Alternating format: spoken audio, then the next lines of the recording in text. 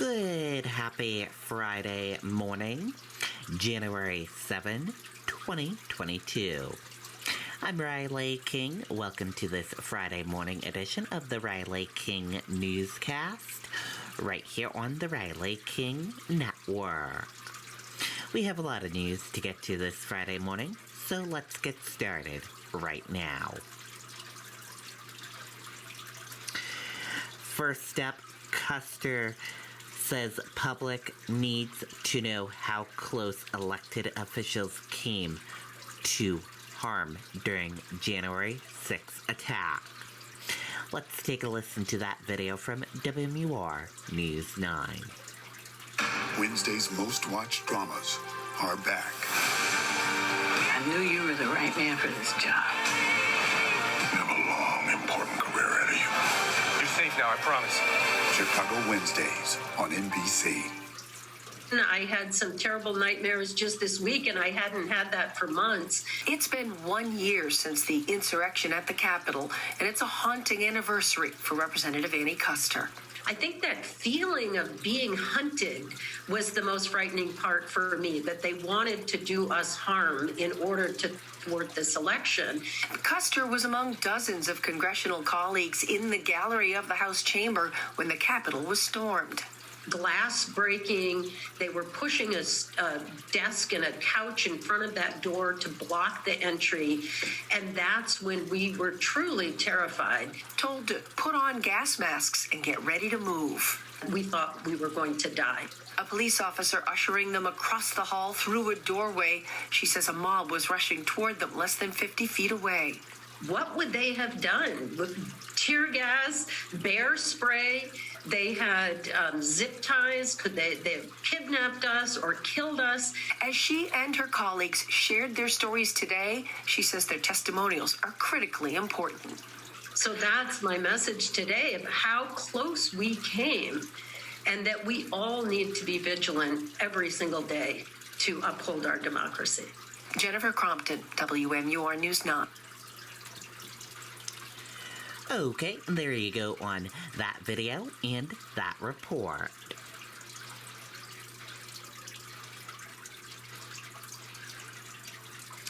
New Hampshire House unexpectedly tables repeal of ultrasound mandate for abortions. Let's take a listen to that video from WMUR News 9. It was supposed to be one of the first high-profile battles of this opening session of 2022. Last year, the House passed a provision in the state budget mandating ultrasounds before all abortions.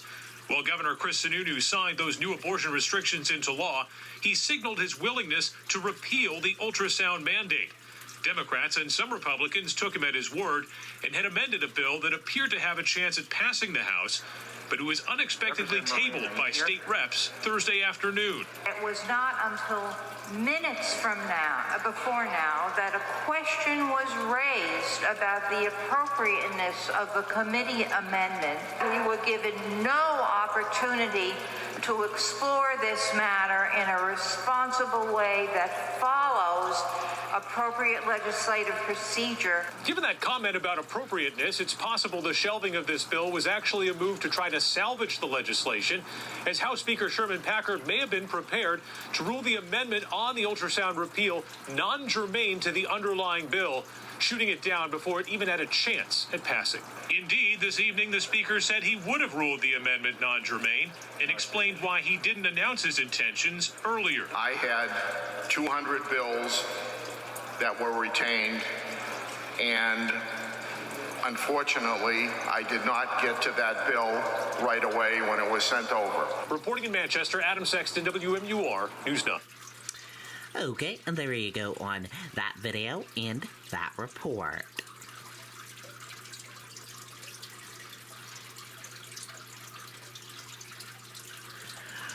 Dartmouth Hitchcock doctors, patients plead for people to get vaccinated. Let's take a listen to that video from WMUR News 9. Here we go. Remember, Mom is a kayak denier, so please don't bring it up. Bring what up? Kayak? The strain of the COVID-19 surge is being felt at medical facilities all across the Granite State. This has now been the largest influx of patients that we've ever taken care of. They've been the sickest of the patients we've ever taken care of. Dr. Jeffrey Munson has been leading Dartmouth-Hitchcock Medical Center's critical care component of the COVID-19 response since March of 2020. He says the current surge is the worst he's seen so far during this pandemic. It's been by far the hardest time to be doing what we're doing in the last 3 months. COVID patient Fred Rutherford sees a straightforward solution. Get vaccinated. It's the only way to go. Rutherford was not vaccinated when he was admitted to the hospital. He had a change of heart after the virus wreaked so much havoc on his lungs that his son had to carry him out of the house to get him to the hospital. When I'm out of here, I do plan to get vaccinated. So I think that if you have opportunity as a human being for each other is to take care of each other, to get vaccinated, to protect each other. Here in New Hampshire, the state says 56% of residents are fully vaccinated. For those who are not, you can find out where to get the shot by heading to covid19.nh.gov. I'm Sean McDonald, WMUR News 9. Okay, and there you go on that video and that report.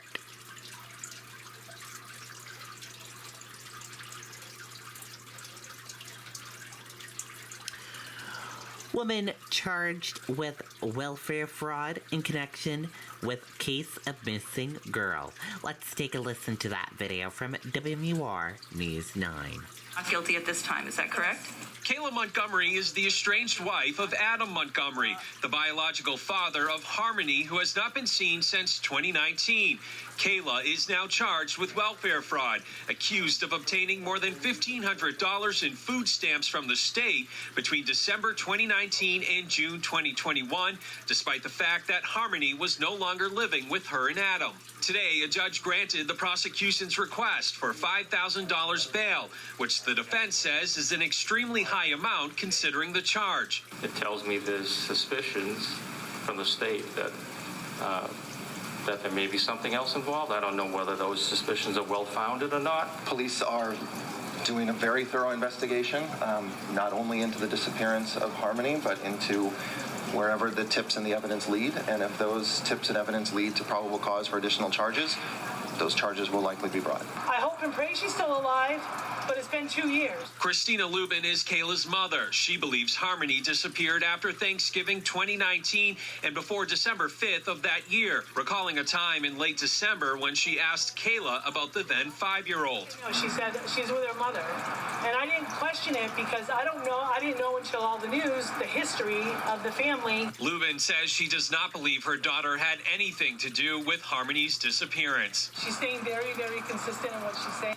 When companies work human, people stay through anything because without the human, it's just work.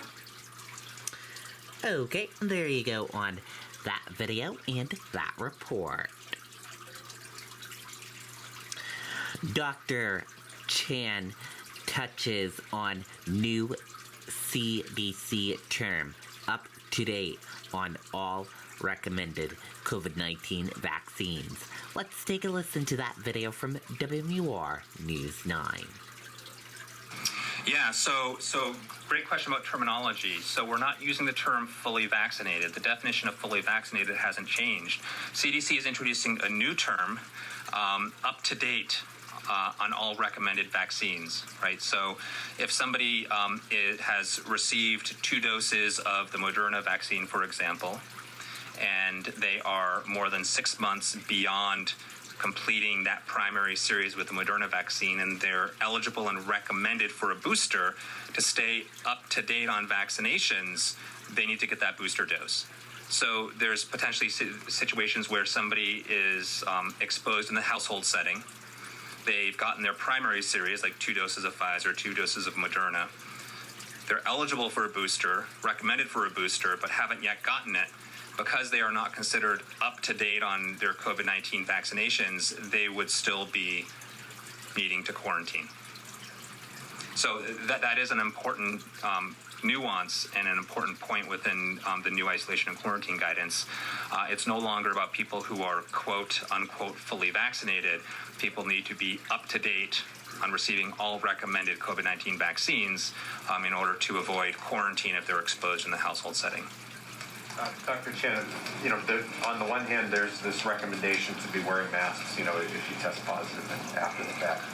But there are still some schools that don't have some of these mitigation measures in place. So, is this going to slow down if the schools aren't implementing some of these mitigation measures? Is the pandemic going to slow down or, right? Cases among kids? Yeah, so there's multiple factors that go into, the pandemic trajectory, whether it's slowing down, whether it's going up. We're entering a very difficult period in the pandemic where we already have high levels of COVID-19. The last month or so, we've seen a low level of Omicron in New Hampshire, but we're starting to see increases in the number of infections due to Omicron. And so given what's happening in the rest of the country, where we're seeing this dramatic surge being driven by Omicron variant infections, we're likely, we believe, to see, further increases in, the already high level of COVID-19 we're seeing now. That's going to apply, across the board in schools and businesses in our communities. And so I think it stresses the need for people to continue to take the necessary steps. Starts with vaccination, but we continue to recommend sort of a multi-layered prevention approach. Starts with vaccination. Certainly isolation and quarantine are important, but it still remains important for schools and other businesses to implement these prevention strategies, including face mask use. I can't speak to what's going to happen in individual specific schools. Each one has a different policy and a different way they've adapted the guidance. But certainly we continue to recommend sort of the multi-layered approach, including face mask use in indoor settings, including in schools. Thanks. Okay, and there you go on that video and that report. And that does it for this morning edition of the Riley King Newscast right here on the Riley King Network. Thank you for tuning in and watching. Have a great day, everyone. Goodbye.